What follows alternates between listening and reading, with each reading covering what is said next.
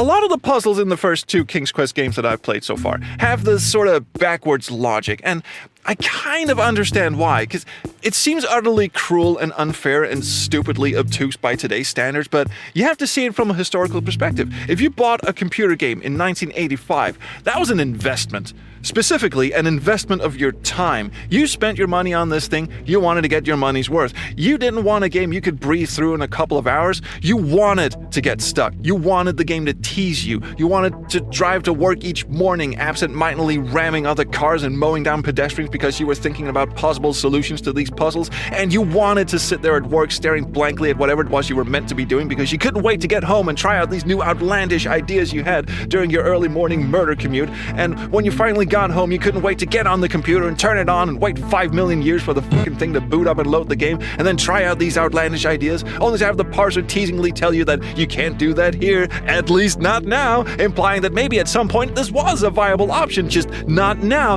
not knowing that it's just jerking you around and that's just a general no, try something else response. And then you go to bed having made absolutely no progress, get up the next day, and do the same thing all over again for months and months on end. This was how you played adventure games in the 1980s. This was the accepted norm. The puzzle space seem bullshit by our standards today, but just imagine the exhilaration of having beaten your fucking head against a brick wall for months on end, only to someday, on a complete fucking lark, be wearing the ring and cloak for no other reason than that the game lets you do it, then jump into the boat, and it fucking works! And you're like, holy shit, what just happened? That worked? And that euphoria of making progress after what seems like eons of stagnation just cannot be put into words. It's like every neuron in your brain exploding in a fireworks display of pure orgasmic ecstasy, and you instantly want more. So you stay up until 5 a.m. in the goddamn morning playing the game, hoping to get that same buzz again, even though you almost instantly run into another brick wall, and you find yourself repeating the same cycle of